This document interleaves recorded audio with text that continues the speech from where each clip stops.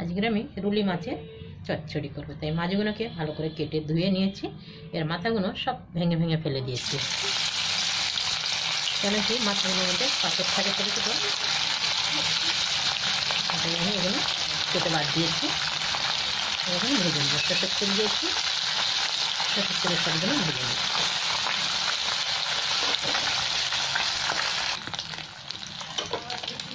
এরকম লাল লাল করে মাছগুলো আমি সব ভেজে নিচ্ছি। এর মধ্যেই আমি এবার কালো জিরে আলু বেগুন দিয়ে সবজিগুলো ভালো করে ভেজে নেব। কালো জিরে দিয়ে দিলাম, এখানে পেঁয়াজ কেটে রেখেছি, একটা পেঁয়াজ দিয়ে দিলাম।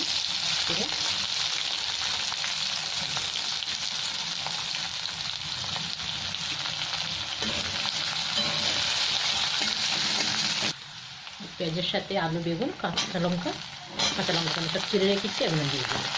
একসাথেই ভাজা হয়ে যাবে, টমেটো দিচ্ছি না এখন।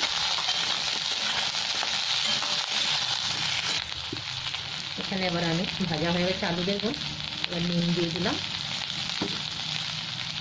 হলুদ দিয়ে দিলাম, ধনে পাউডার, এখানে লাল লঙ্কার গুঁড়ো একটু ঝাল হবে, নোনা মাছ তো, অল্প একটু জিরে পাউডার দিয়ে দিলাম। এবার ভালো করে ভেজে নেব। একটা টমেটো কেটে রেখেছি, এখন দিয়ে দিলাম।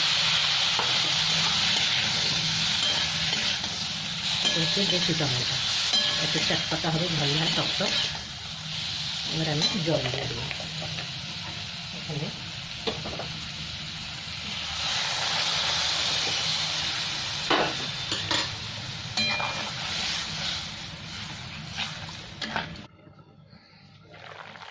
একটু খুলে দেখছি আমি, আলুগুলো সেদ্ধ হয়ে গেলেই মাছগুলো দিয়ে দেবো।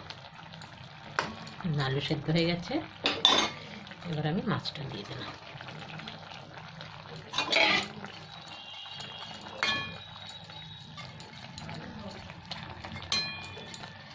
সাথে আমি ধনে পাতাটাও দিয়ে দিলাম, দিয়ে ঢাকা দেবো। এবার আমি যতটুকু ঝোল আছে সব শুকিয়ে যাবে।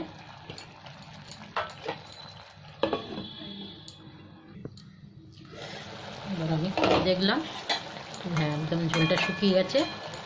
এবার আমি গ্যাসটা বন্ধ করলাম। আমার মাছের ঝাল হয়ে গেছে।